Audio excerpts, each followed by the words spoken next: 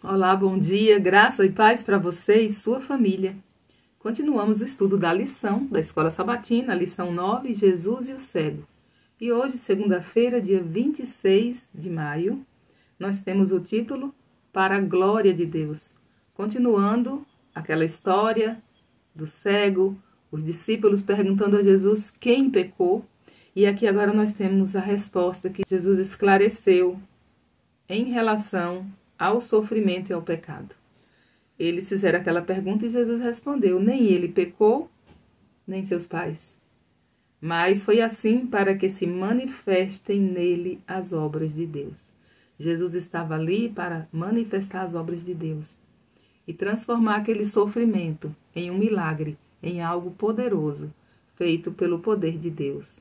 Convém que eu faça as obras daquele que me enviou, enquanto é dia. A noite vem, quando ninguém pode trabalhar. Enquanto estou no mundo, sou a luz do mundo. E aqui Jesus se manifesta como Deus. Eu sou. Jesus é a luz, é a vida, é a porta, é o pão, é o pastor. E ele falando assim aos discípulos, agora ele queria tirar dos discípulos aquelas ideias, porque os discípulos, eles tinham a mesma crença dos judeus quanto à relação entre pecado e sofrimento. Embora Jesus tenha corrigido o erro, não explicou a causa da aflição do homem, mas simplesmente disse qual seria o resultado. Graças a essa enfermidade, as obras de Deus se manifestariam. Ele disse: enquanto estou no mundo, sou a luz do mundo.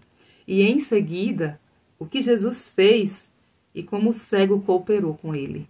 Sabemos que Jesus agora cuspiu no chão, fez um lodinho, passou no olho do homem e disse: vai e lave-se no tanque de Siloé.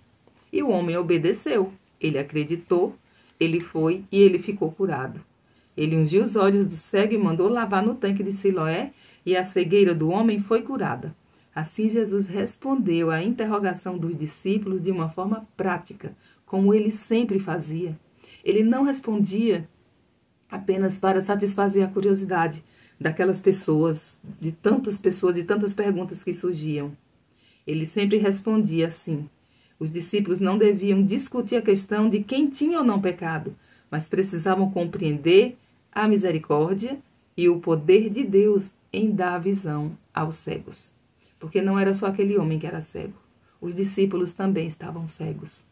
Todo o povo da época, os judeus, todos os fariseus, os sacerdotes estavam cegos, cegos pelo pecado. E Jesus veio para dar vista a todos os cegos. E ele disse que muitos que achavam que enxergavam eram cegos, mas aqueles que não enxergavam nada, como aquele cego e outras pessoas que não conheciam a palavra, que não tinham privilégios espirituais, iriam enxergar. Porque como nós podemos enxergar? Quando nós olhamos para a luz, e a luz é Jesus.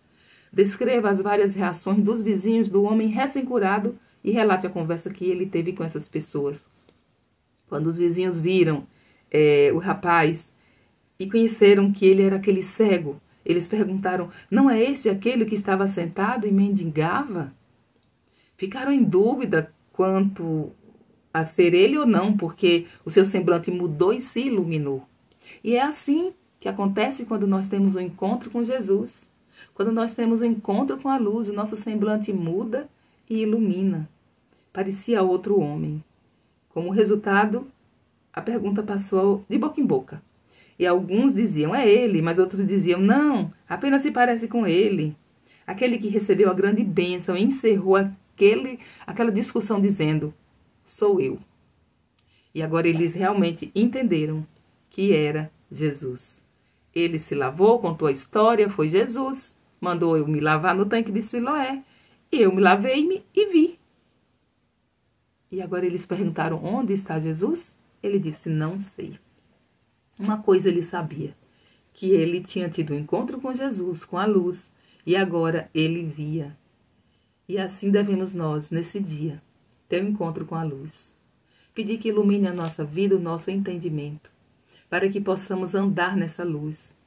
Às vezes nós podemos estar como aqueles homens daquela época, achando que sabemos, que temos visão, mas nós precisamos muito da visão do céu. Precisamos buscar o Senhor, para que o pecado não fique fazendo parte da nossa vida. Que o Senhor nos abençoe, nos guarde e até amanhã, com a permissão do nosso Deus.